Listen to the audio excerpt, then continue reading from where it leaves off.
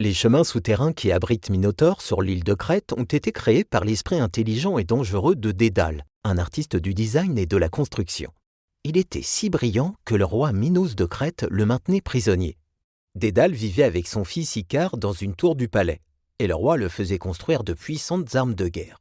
Bien qu'ayant tous deux une vie très confortable, le père voulait retourner chez lui, à Athènes. Le fils se souvenait à peine de sa ville natale, mais il rêvait de courir et de jouer en plein air. Dédale regardait les vagues de la mer Méditerranée et s'est aperçu que même s'ils arrivaient à fuir la tour et à trouver une petite embarcation, ils n'iraient pas très loin avant qu'ils ne soient rattrapés par un des navires de la marine du roi Minos. Il a longtemps réfléchi à la meilleure façon de s'échapper et a finalement élaboré un plan. Il a dit au roi qu'il avait besoin de plumes et de cire pour un nouveau projet. Après avoir reçu ce qu'il avait demandé, il a emporté le tout sur le toit de la tour et a posé les plumes sur 4 lignes, des plus petites aux plus grandes, jusqu'à ce qu'elles forment une délicate demi-lune. Ensuite, il les a assemblées avec de la ficelle au milieu et de la cire à la base. Pendant que Dédale travaillait, Icare jouait avec la cire en l'écrasant entre ses doigts et courait après les plumes qui flottaient dans le vent. Alors, le père a montré à son fils comment il avait créé 2 paires d'ailes. Il a mis la plus grande sur ses bras et les a rapidement remuées vers le haut et vers le bas, jusqu'à ce que ses pieds ne touchent plus le sol. C'était comme s'il marchait dans le ciel. Icare a ri, heureux, et il pouvait à peine attendre de tester sa propre paire d'ailes. Pendant les jours qui ont suivi, le père et le fils ont exercé leurs ailes jusqu'à ce qu'Icare vole presque aussi bien que son père.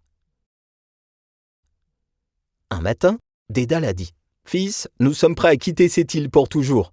Nous allons voler jusqu'à la maison, à Athènes. Voler, c'est beau, mais ça peut être très dangereux. Écoute attentivement mes instructions et suis-les parfaitement. Ne cesse jamais de m'accompagner. Ne prends pas de chemin différent, ou tu te perdras. Ne vole pas trop bas, parce que les vagues peuvent mouiller tes ailes, qui deviendront très lourdes, et tu te noieras. Ne vole pas trop haut, ou le soleil fondra la cire, et tes ailes se briseront. Tu as compris tout ce que j'ai dit ?» Le petit Icare a acquiescé d'un hochement de tête.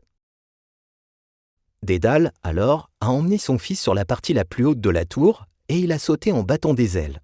Icare l'a suivi. Si un pêcheur regardait vers le haut à ce moment-là, il penserait qu'il était en train de voir 2 esprits anciens avec des bras d'oiseaux. Ils se déplaçaient dans le ciel au-dessus de la mer et au début, Icare avait peur parce qu'il n'avait jamais été aussi loin pendant ses pratiques de vol. Or, il s'est vite rendu compte que voler était très amusant, la chose la plus amusante qu'il ait jamais faite de toute sa vie. Il a commencé à suivre les oiseaux marins en dansant vers le haut et vers le bas au-dessus de la mer. Son père s'est retourné et a dit « Icare, fais attention !» Et pendant un temps, Icare a volé prudemment, tout comme son père. Mais alors, ses ailes ont pris un courant d'air chaud, et il s'est aperçu qu'il pouvait voler vers le haut et vers le bas, sans presque aucun effort. C'était ça, la belle vie. Il volait tellement haut que les bateaux en bas ressemblaient à des petits insectes.